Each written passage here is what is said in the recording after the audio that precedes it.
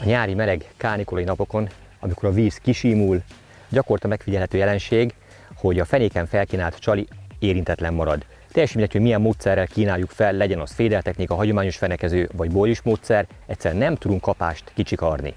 Mi ennek az oka? A halak hova lettek?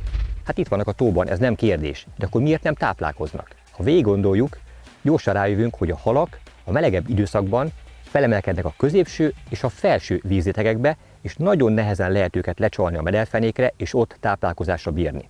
Ha ezt az időszakot is szeretnénk eredményesen a vízparton eltölteni, akkor követnünk kell őket. Ugyanis megfoghatók, amikor elemelkedtek a középső és a felső vízrétegbe is. Van ez egy speciális, de nagyon egyszerű módszer, baromi látványos, amely Magyarországon még kevésbé elterjedt, de eredményessége megkérdőjelezhetetlen. Ez a felszíni peletes úszós horgászat, vagy más néven pellet-vegleres horgászat, ami az utóbbi időben nagy kedvencem lett. Ezt fogom most részletesen bemutatni. A tavak végei, ezek a zárt öblök, kis sarkok, ezek mindig ígéretes helyeknek bizonyulnak. Most is úgy látom egyébként ott a nád előtt, sőt arrébb is fordult a hal. Ha valahol, akkor itt biztos érdemes megpróbálni. Pedig itt a vízmélység közel 2 méter, tehát nyugodtan táplálkozhatnának, lehetnének a mederfenéken is, de mégis a víztetőn vannak. Ó, milyen komoly fordulások!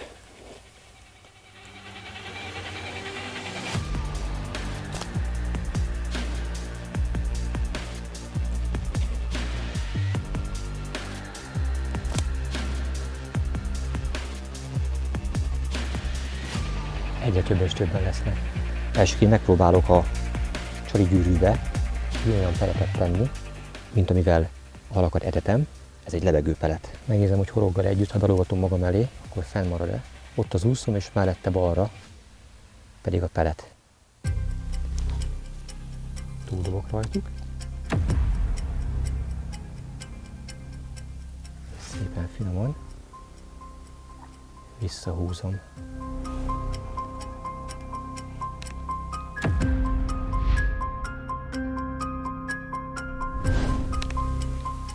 Ráülök. Nem volt időm rálőni, mert elvitte a felszínről. Nagyon rég horgáztam már úszóval, de ez a fajta horgászat egy teljesen más élmény, mint amikor a fédelbos picét lesi az ember. Közben, hogy megőrizzem a halak érdeklődését, kinyitom a féket, és lövök be egy pár szemet nekik, hogy itt maradjanak. Tök jó, hogy a hal elúszott.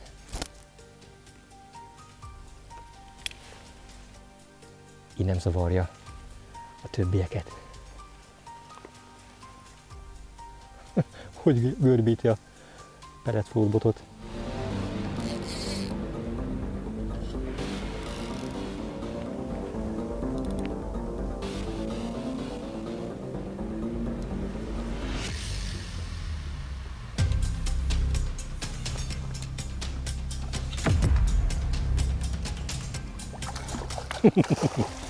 Te már az enyém vagy.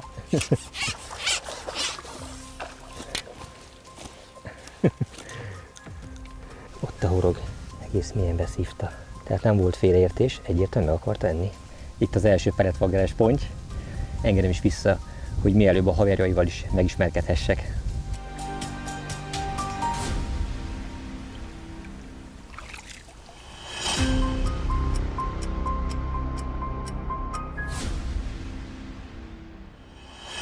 Hadd mutassam meg az eszközigényét ennek a nem túl bonyolult módszernek.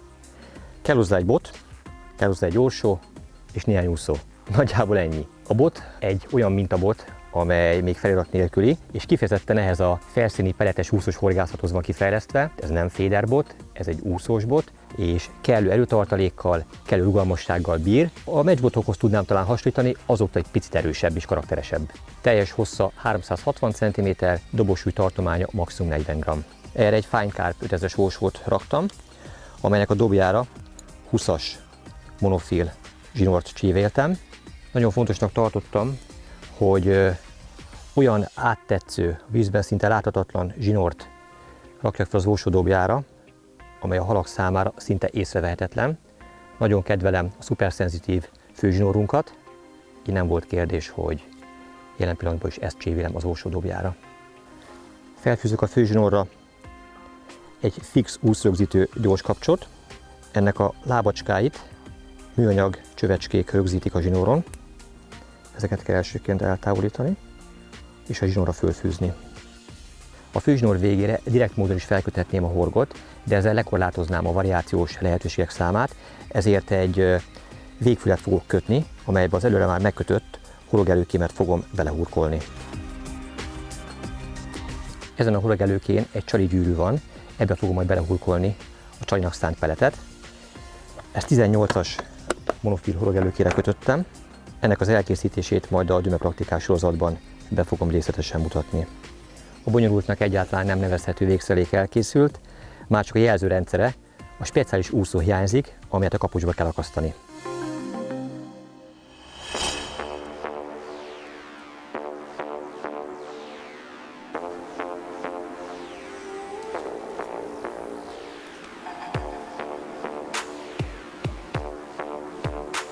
Ez igen.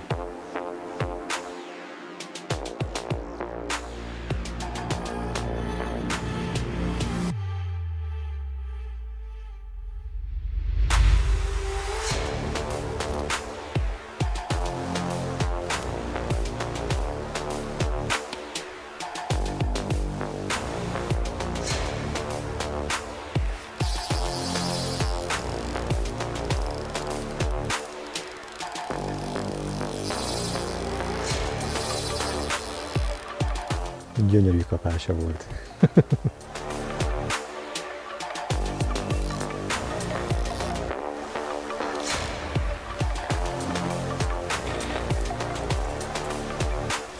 Nem szabad megfelelkezni közben a többiek eretéséről sem.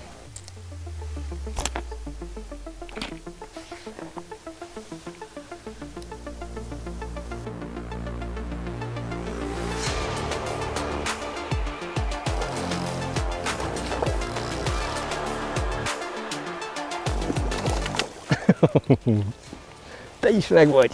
Apád anyád ide küldjed.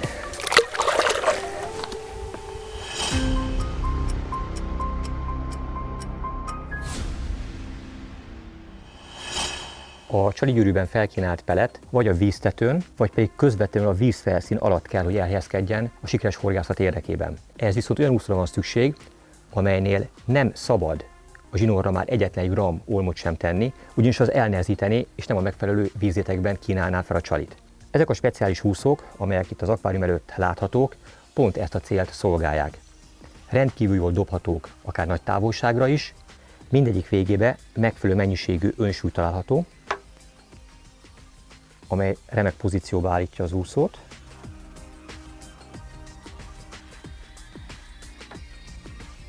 Biztosítva jó láthatóságot.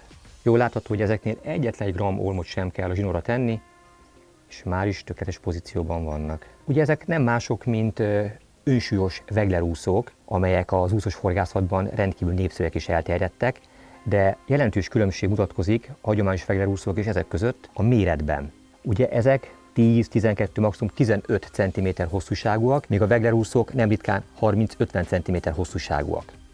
No, de nyilván ott teljesen más vízréteget kell meghorgászni, nem közvetlenül a vízfelszín alatt horgásznak azokkal az úszókkal, míg itt a cél, ahogy már sokadjára említem, a vízfelszíni horgászat vagy a vízfelszín alatti néhány centiméteres zóna meghorgászása.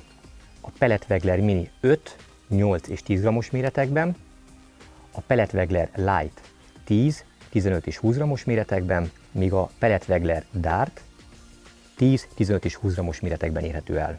Ezek látszólag ilyen bumfordi, dorong, vastagvégű úszók, amely érzéketlennek tűnik, de ne feledkezzünk meg arról, hogy azért a pellet súlya, amelyet ráhelyezünk, vagy a karikába fűzünk, az lehet akár 3-4-5 g is, amely nyilván már lejjebb húzza, lejjebb merítheti az úszónak a testét, és akkor is látnunk kell az úszónak a végét. Természetesen az alján található lamellák levételével ez tetszés szerint szabályozható, hogy mennyit lássunk végül az úszóból. Illetve jól megfigyelhető, hogy a felszíni úszós horgászat során a kapás annyira vehemens, annyira elementális, hogy látszólag bármit képes lenne a hal elhúzni, ha egyszer a csalit megszerezte. És akkor persze még felmerül a kérdés, hogy mikor melyiket válasszuk. Szerintem a meghorgászandó távolság az elsődleges, a másik az, hogy milyen fényviszonyok vannak, magyarul jól lássuk azt. Nem véletlen van például ezek között egy világító patron ellátott light változat, ez akár az esti szürkületi órákban is jól használható, sőt tudom jól, hogy a nagyobb méreteket a süllő felszíni horgászatánál is eredményesen használják, illetve hát végül nem sorban melyik szimpatikus nekünk. Ezen a horgászaton én ezt a Pellet Wagner Mini 8 grammos úszót használom.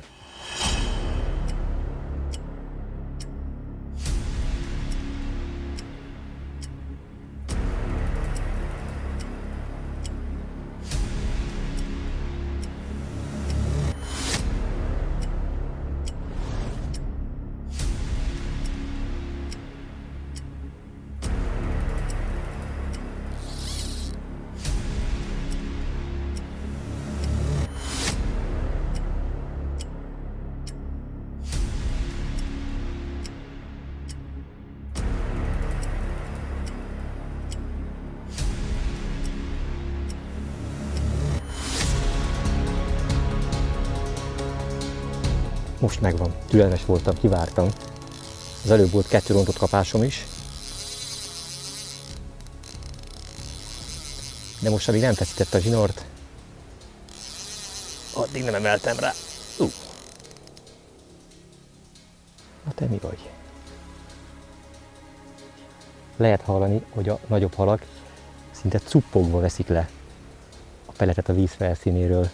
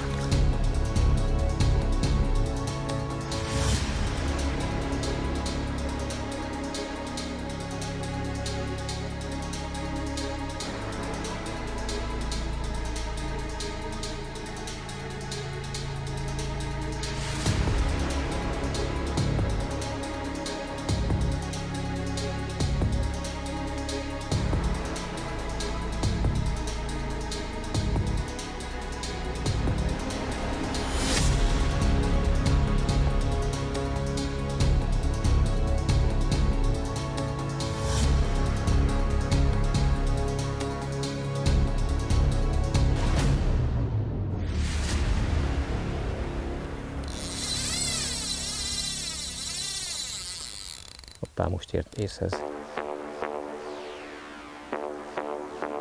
Lehet látni a halat, hogy leveszi a csajt a felszínről.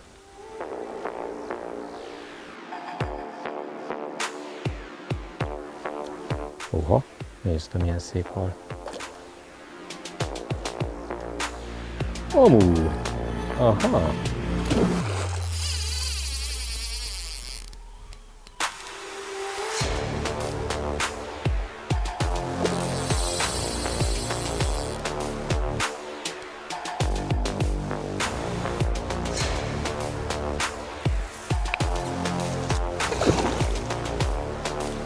Hogy még visszatör. Megint megütöm a merítővel.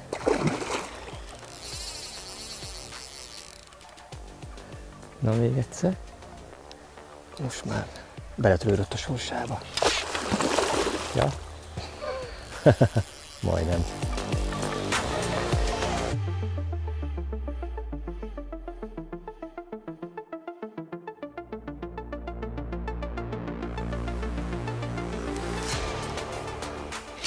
A muraszágban felszíni Wagner úszóval.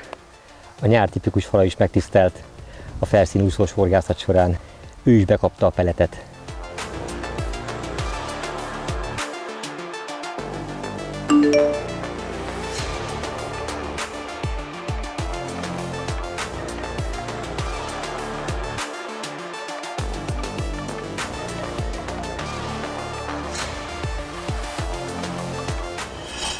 Ennek a módszernek a sikerességét nagyban befolyásolja a szél.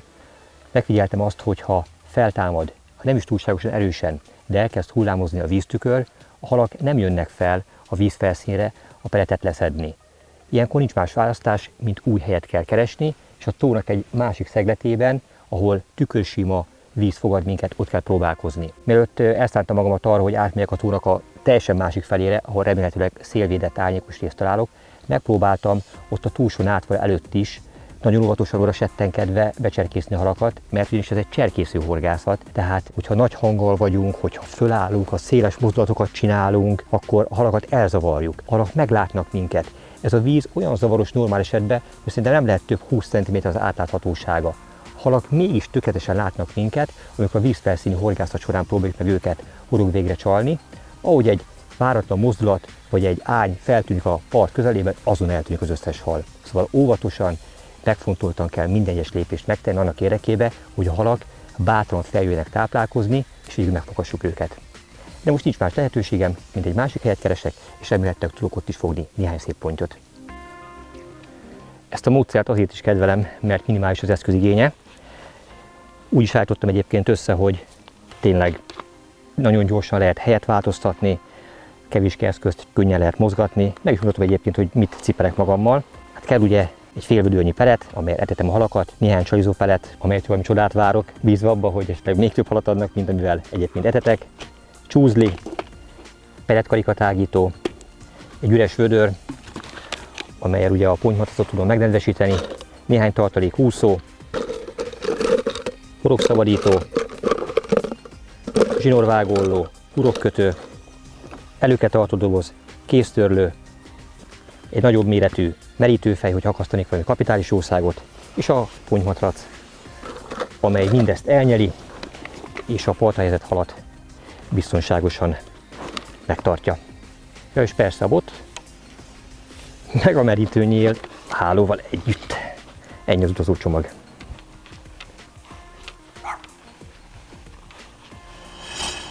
Sokan nem is gondolnák, hogy ez nem csak a mély kavicsbányatavakban működő módszer. A helyszín, ahol most vagyunk, az Ezüst tóhorgászcentrum, ennek is a maximális mélysége most 2 méter. Tehát egy ilyen 1,5-2 méteres vízben is tökéletesen művelhető ez a technika, és a halak, hogyha erre reagálnak, akkor nagyon gyorsan megmutatják magukat.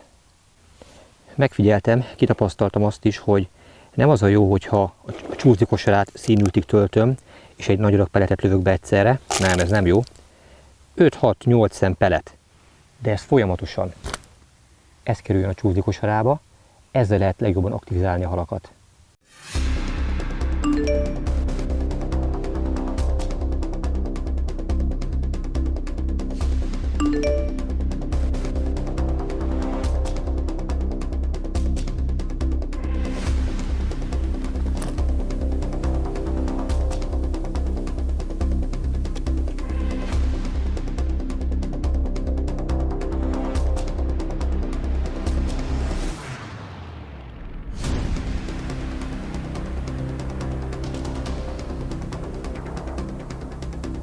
Na, ez most megvan.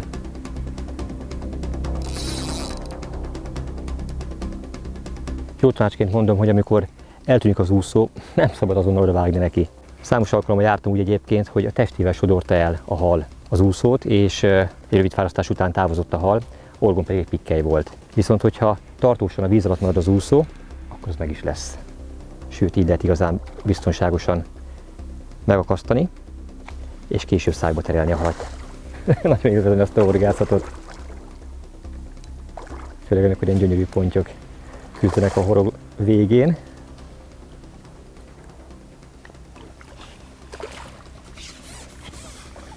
Feltűnt egy apróság, azok a halak, amelyeket ezzel a módszerrel fogok, szinte érintetlen szájúak. Pedig ez a tó nagy nyomásnak van kitéve. Sok verseny van, sokan horgásznak rajta, és azért itt a halak gyakorta horogra kerülnek. Olyan, mint ezzel a módszerrel teljesen más halakat tudnék horogra csalni, mint amikor a mederfenéken horgászok.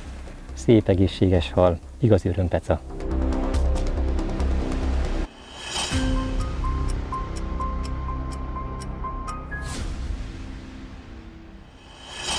Nem esett még szó arról, hogy mivel etetek és mivel csalizok.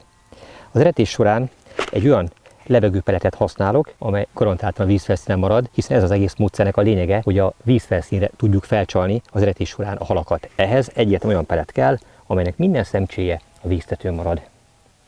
Ez pedig ott van. 6 mm átmérőjű, amely ideális etetésre és csalizásra egyaránt. Ez klasszul belefűzhető a csalikarikába is a 12-es horog mellett.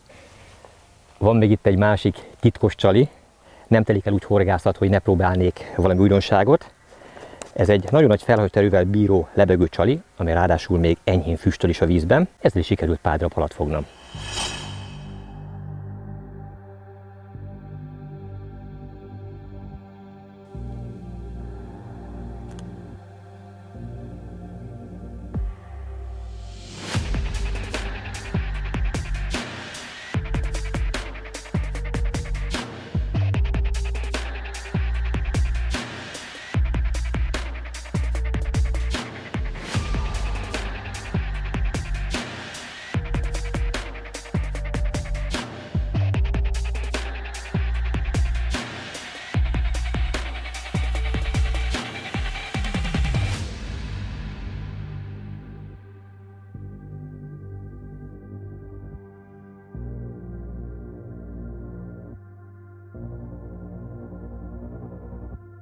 Egy újabb gyönyörű ország a vízfelszínről. Ő is benyelte a csalit.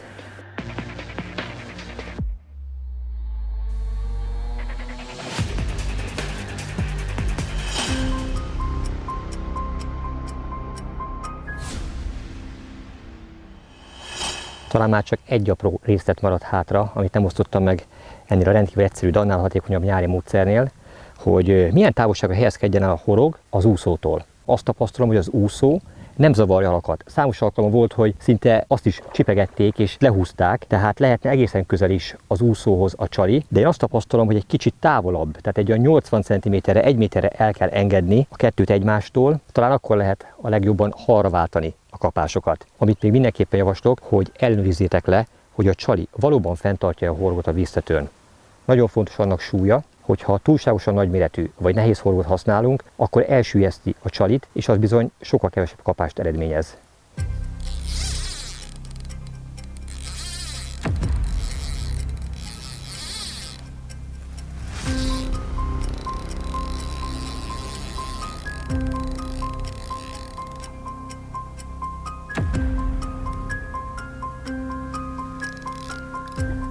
Ahogy kisimul a víz, azonnal sikerül kapást elérni.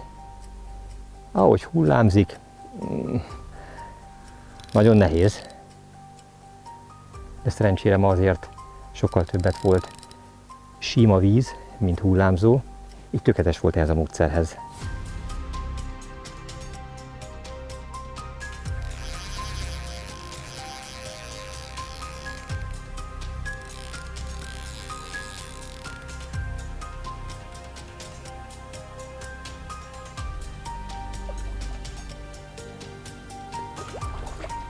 Imádom ezt a botot, pedig nem is fédel. Nagyon szépen görbül.